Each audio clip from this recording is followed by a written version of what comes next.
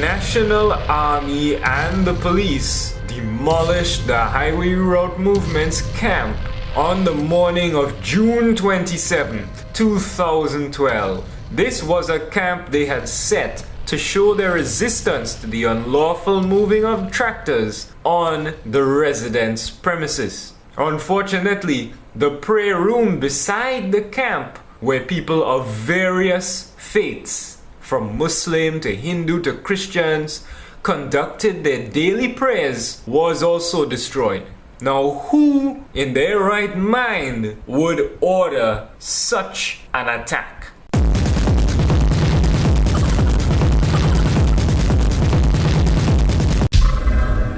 Ironically, the crime against the security of the residents was ordered by the then Minister of National Security, the Honorable Jack Warner.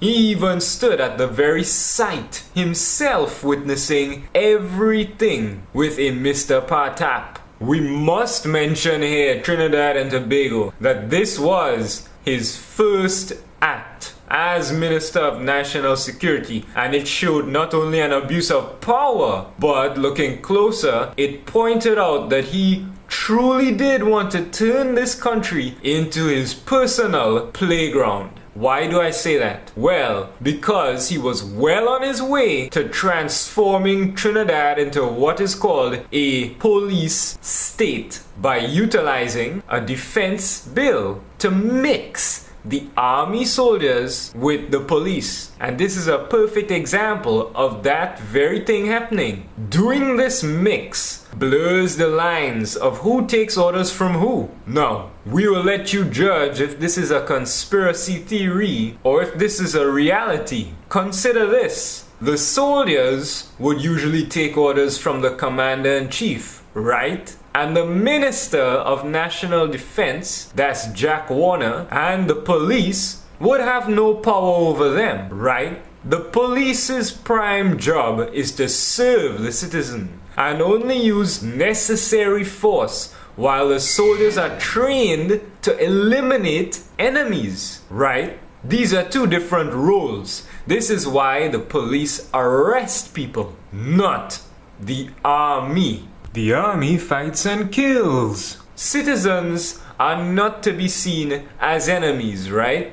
Well, maybe to the ministers, the citizens are. You see, once the army and the police mix, Jack Warner, or whoever happens to be the Minister of National Security, would be able to do much more than just arrest citizens. His power to arrest would have increased substantially, right? It was jokingly said that with that power to arrest, and with the army soldiers being able to arrest, lines would be so blurred that Jack would even be able to arrest the Attorney General, the Police Commissioner, and even the Commander-in-Chief, the President. I know it sounds like a joke right now, but it won't be for long after all. The military owns the president in America, right? But how true are these statements? We can ask this. Isn't it true that if the combination is complete, the police and the military become one as mindless zombies, serving the minister who can now totally control the citizens with legal permission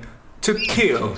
We do not want to scare you, Trinidad and Tobago, but we want you to understand the extremes of the situation, because many people in control of our society do, in fact, take us there. Are we supposed to wait for things to get as bad as it is in the US of A before we do something? People get brutally intruded upon in the USA. Their own homes are broken into without any expressed legal reasons behind it. You know, that is actually considered completely legal in the US of A. Explore for yourself before saying this will never happen to you.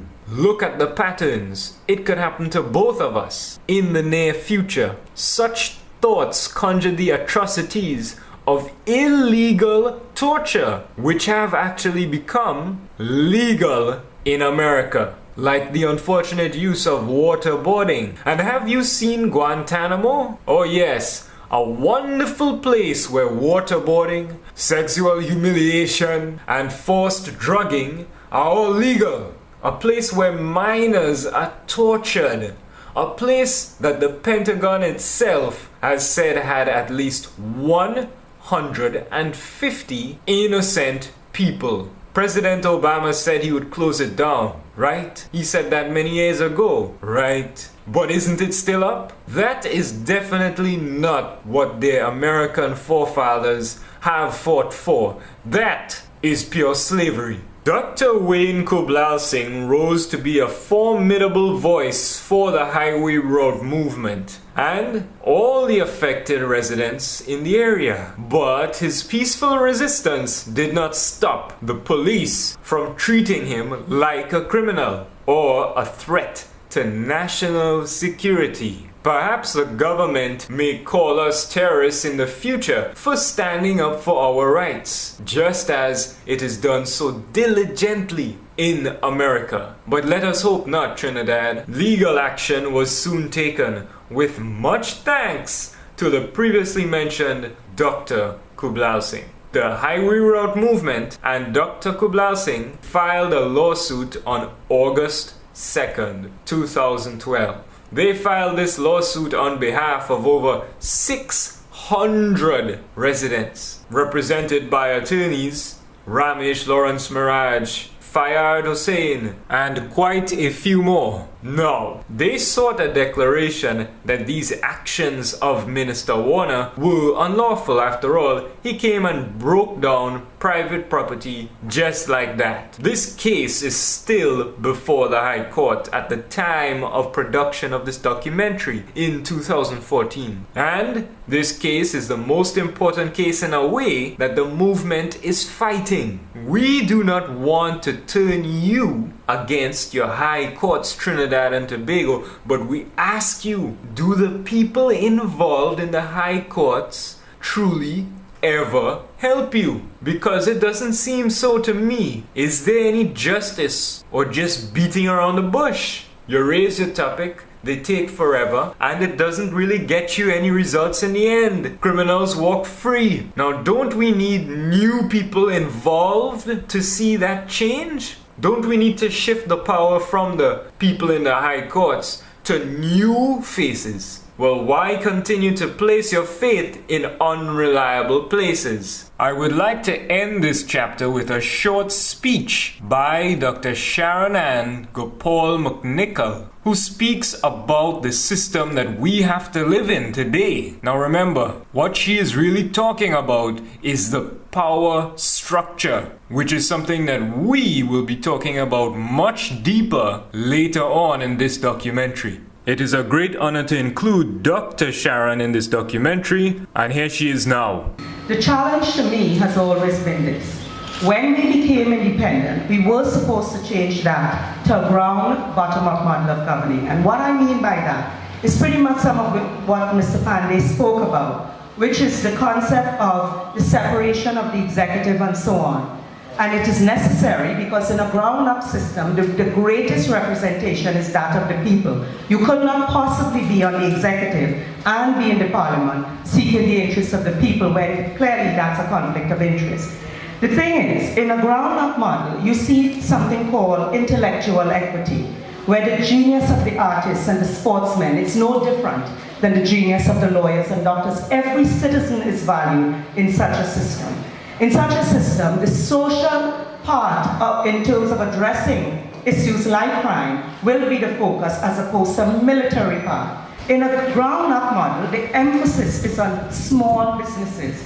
But you see, we maintain that top-down system for the very reason it's beneficial to 10% of the people.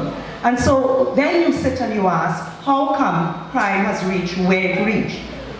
Our policies have made criminals of our children and have destroyed family life. The very policies that are not supportive of the small person and the average person. The thing is, in a ground-up system, and we tested this in the constituency of St. Joseph, looked at who we call criminal elements who have been in the URP for years, and after working with them in 18 months and setting up small businesses, not only did 26 of the 27 never returned to criminal activity, but expanded through the support the small businesses. So what I'm talking about, for the next election, we should be looking at and asking these MPs, candidates, what is their philosophy of governing? If it's a top-down system, irrespective of what the party is, it will never be any different after 2015. So I'm asking all of us to ask those questions now and look at a system of governing that is relevant and beneficial to the majority of people. Roman fascists, the symbol of international fascism. Somebody better start waking up and finding out Bin Laden is not our enemy. This man is not your enemy. Here is the enemy. The symbols of world fascism, Nazism,